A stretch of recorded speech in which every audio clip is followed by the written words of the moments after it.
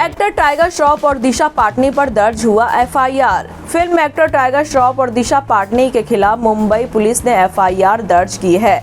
दोनों 1 जून को दोपहर 2 बजे मुंबई के बैंड स्टैंड पर कार से घूमते हुए नजर आए हैं। वे बाहर निकलने की ठोस वजह नहीं बता पाए थे, लेकिन तब पुलिस ने डॉक्यूमेंट्स चेक करके उन्हें छोड़ दिया था। अब पुलिस ने सारे पहलुओं की जांच के बाद दोनों के खिलाफ एफआईआर दर्ज कर ली है। 5G वायरलेस नेटवर्क के खिलाफ जूही चावला का ट्रोलर्स को दिया जवाब। बॉलीवुड एक्ट्रेस जूही चावला ने 5G वायरलेस नेटवर्क के खिलाफ जंग छेड़ दी है। पर्यावरण को लेकर हमेशा से मुखर रहने वाली एक्ट्रेस ने दिल्ली हाई कोर्ट में इस बाबत याचिका दाखिल की है, जिस पर बुधवार को पहली सुनवाई भी हुई। वहीं इस बीच सोशल मीडिया पर कुछ यूजर्स जूही चावला की आलोचना भी कर रहे हैं।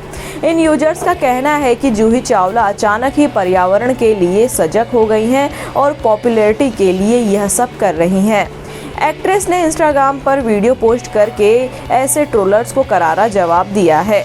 जूही ने कहा कि वह आज नहीं बल्कि 10 साल से 5G और 4G नेटवर्क के रेडिएशन के खतरनाक साइड इफेक्ट को लेकर आवाज उठा रही हैं।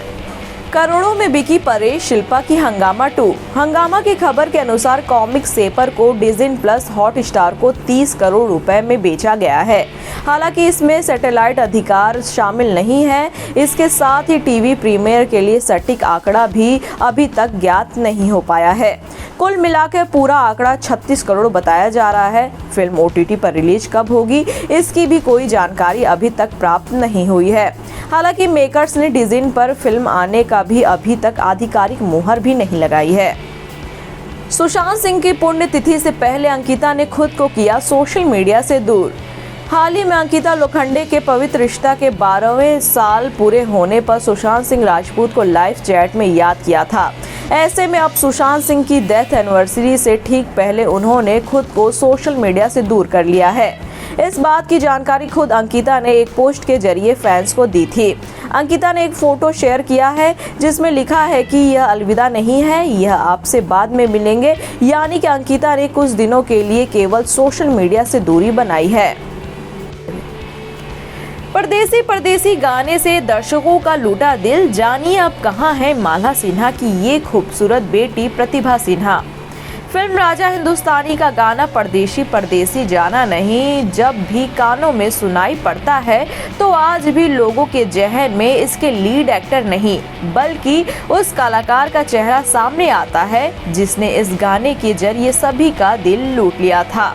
जी हाँ, हम बात कर रहे हैं इस गाने में एक बंजारन के रूप में थिरकने वाली अदाकारा प्रतिभा सिन्हा की। प्रतिभा सिन्हा को लोग ज्यादातर उनकी फिल्मों से नहीं बल्कि राजा हिंदुस्तानी के इस गाने से जानते हैं। इस गाने में प्रतिभा सिन्हा की जो मासूमियत 90 के दशक में लोगों के आंखों को भाई, वह आज भी उनके जहन में है। यह गाना तो लोकप्रिय हुआ ही, लेकिन साथ ही इसने लोगों के बीच प्रतिभा सिन्हा को भी वो मुकाम दिलाया जिसकी शायद उन्होंने कल्पना भी नहीं की। हालांकि इस गाने में दिखा उनका चार्म उनकी कई फिल्मों में नहीं चला। नहीं चख पाई मां की तरह स्टारडम का स्वाद। एक्ट्रेस ने 1992 में आई फिल्म महबूब मेरे महबूब से अपनी एक्टिंग की करियर की शुरुआत की थी। प्रतिभा ने जिस दौरान हिंदी सिनेमा में कदम रखा उसी समय रवीना टंडन, पूजा भट्ट और करिश्मा कपूर जैसी कई एक्ट्रेस भी इंडस्ट्री का हिस्सा बने। इन सारी हीरोइंस ने तो स्टारडम का स्वाद चखा, लेकिन प्रतिभा इंडस्ट्री से खाली हाथ लौटी। प्रतिभा सिन्हा की आखिरी फिल्म 1998 में रिलीज हुई मिलिट्री राज थी। इसके बाद प्रतिभा फिल्मी दुनिया से दूर हो गई। गुमनामी की जिंदगी जी रही है प्रतिभा सिन्हा। जो लोग नहीं जानते हैं उन्हें बता दें कि प्रतिभा बॉलीवुड की दिग्गज अभिनेत्री माला सिन्हा की बेटी हैं। माला हिंदी सिनेमा में जितनी कामयाब थी उस कदर उनकी बेटी प्रतिभा को इंडस्ट्री में पहचान न मिल सकी। बताया जाता है कि प्रतिभा को अपनी मां माला सिन्हा के कारण ही फिल्में मिली थी, लेकिन मां की लोकप्रियता को भुनाने में प्रतिभा नाकाम हुई। बॉलीवुड से दूर बनने के बाद अब 51 साल की हो चुकी प्रतिभा बहुत ही सिंपल लाइफ जी रही हैं।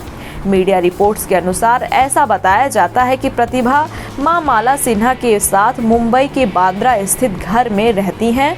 उन्होंने शादी नहीं की और गुमनामी की जिंदगी जी रही हैं। शादी तक बात पहुंचने के बाद हुआ था रानी अभिषेक का ब्रेकअप। बंटी और बबली, कभी अलविदा ना कहना, युवा जैसी फिल्में देने वाले अभिषेक और रानी एक वक्त पर एक दूसरे के इश्क में गिरफ्तार हुआ करते थे। रानी की एंट्री अभिषेक की जिंदगी में करिश्मा कपूर की सगाई टूटने के बाद हुई थी। करिश्मा से रिश्ता टूटने के बाद ही रानी मुखर्जी ने उनके और बच्चन परिवार के काफी नजदीक आई थी। कहते हैं कि बंटी और बबली से दोनों की अच्छी दोस्ती हुई थी, जो बाद में प्यार में बदल गई। एक दिन दोनों के ब्रेकअप की खबर सामने आई, जिससे हर कोई हैरान रह गया था। कहते हैं कि रानी और अभिषेक के रिश्ते में आई खटास का जिम्मेदार अभिषेक की मां जया बच्चन थी। हालांकि इस तरह की बस खबरें ही आती रही हैं, लेकिन दोनों स्टार्स ने इस पर कभी कोई मुहर नहीं लगाई है। दोनों के रिश्ते को जया बच्चन ने हामी भरी थी। कहा जाता है कि दोनों के रिश्ते के टूटने का कारण ब्लैक फिल्म का एक किसिंग सीन था, जो रानी ने अमिताभ बच्चन के साथ फिल्माया गया था। उस वक्त की खबरों की माने तो जया नहीं चाहती थी कि रानी इसे सीन को करे, लेकिन एक्ट्रेस ने इसके लिए हामी भर दी थी, जिससे जया बच्चन नाराज हो गई थी। अभिषेक और रानी फिल्म लागा चुनरी में दाग में काम कर रहे थे और उसी दौरान इनके रिश्ते में दरार आने लगी थी। फिल्म के दौरान दोनों के बीच झगड़े की खबरें भी आती रही। कहा जाता है कि इस फिल्म के बाद जब रानी अभिषेक के घर गई तो दोनों के बीच हमेशा के लिए दूरियां आ गई थी।